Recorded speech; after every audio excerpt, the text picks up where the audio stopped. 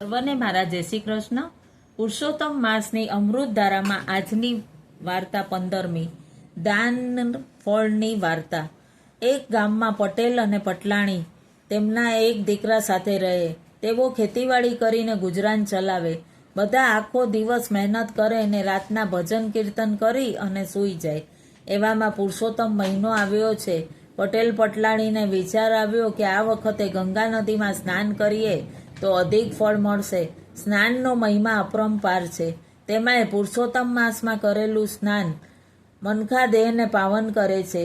પટેલે તો ઘર વખરીના 2 ગાડા ભરીને કુટુંબ કબીલા સાથે ગંગા નાહવા નીકળ્યો. પ્રભુનું રટણ કરતો કરતો તે આગળ વધે જાય છે. આમને આમ અડધે રસ્તે આવી એક ઝાડ નીચે ભાતું ખાવા રોકાયા. બધા જ આ બાજુ પુરુષોત્તમ ભગવાનને પટેલની ભક્તિનું પારખું લેવાની ઈચ્છા થઈ. તેઓ સંન્યાસીના વેશે લઈ બધા બેઠા હતા ત્યાં આવ્યા. પટેલે કોઈ સંજાણને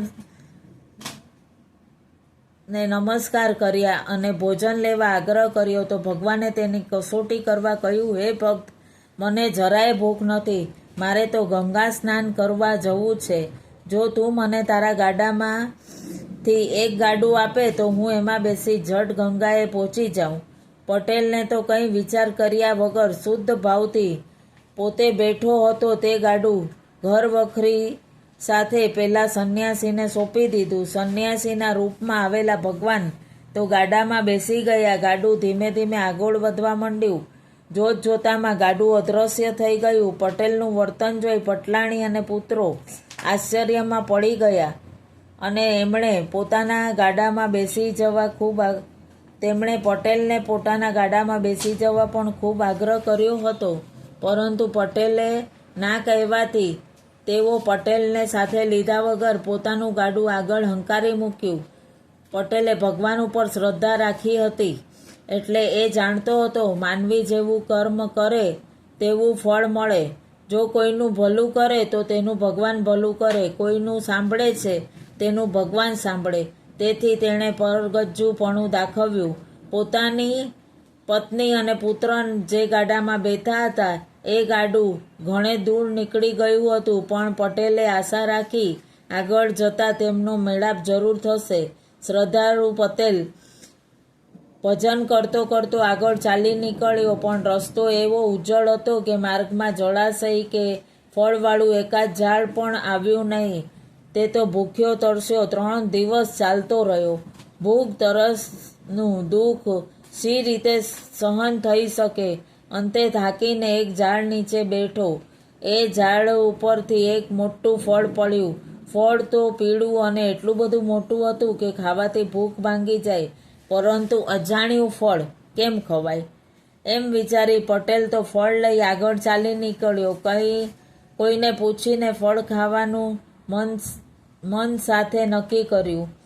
રસ્તામાં એ સ્થળે મહાદેવનું મંદિર આવ્યું. એ જોઈ પટેલે વિચાર્યું કે મહાદેવજીને પૂછીને ફળ ખાવું. એમ વિચારી તેણે મંદિરમાં જઈ શુદ્ધ હૃદયથી મહાદેવજીની ભક્તિ કરવા માંડી. તો 30 દિવસની રાતે મહાદેવજી પ્રસન્ન થયા. તેની સન્મુખ થઈને બોલ્યા, ભક્ત, તારા ભક્તિભાવથી હું પ્રસન્ન થયો છું, માટે તું માંગ. તારી શું ઈચ્છા છે? પટેલે હાથ જોડીને કહ્યું, પ્રભુ, આપના દર્શનથી પાવન હું થઈ ગયો છું. આમ કહી તેણે પેલું ફળ તેમને હાથમાં આપીને કહ્યું, હે પ્રભુ, 6 દિવસનો ભૂખ્યો છું, પરંતુ આ ફળને હું જાણતો નથી.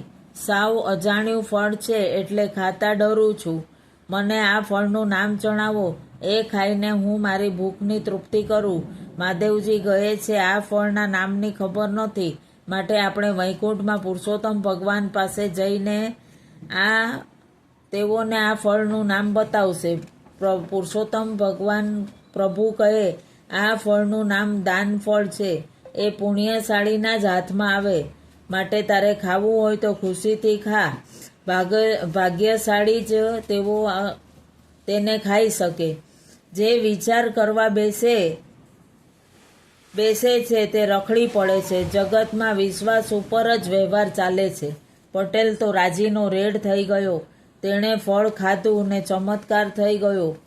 પોતે જોયું તો જે ગાડું સંન્યાસીને બેસવા આપ્યું હતું તે જ ગાડું અહીં જોવામાં આવ્યું.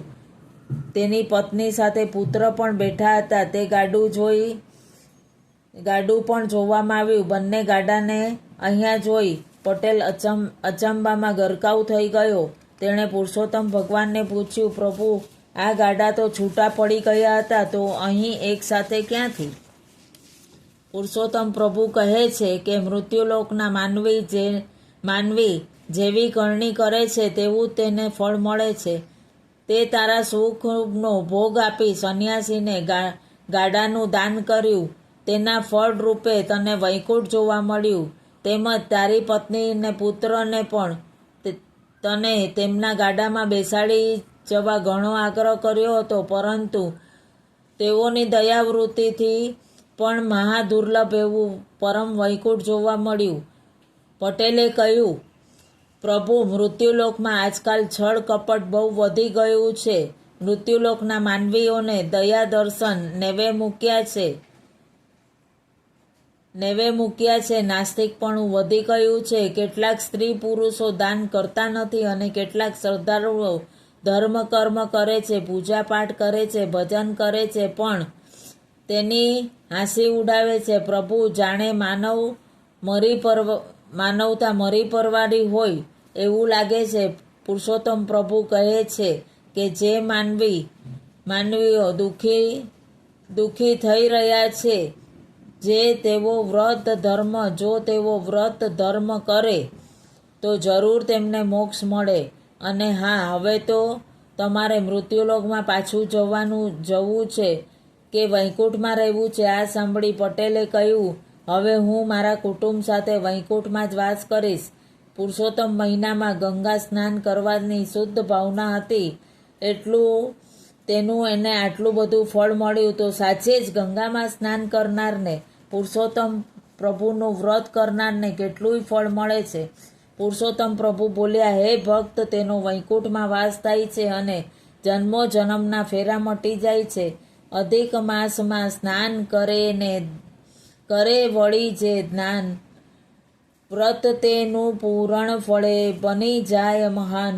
હે પુરુષોત્તમ ભગવાન, તમે જેવા પટેલને ફળ્યા તેવા તમારું વ્રત કરનાર ને, તમારો મહિમા ગાનારને અને પુરુષોત્તમ માસની કથા વાંચનાર અને સાંભળનારને ફરજો.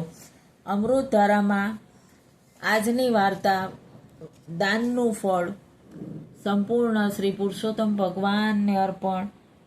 બોલો કૃષ્ણ કનૈયા લાલ કી જય.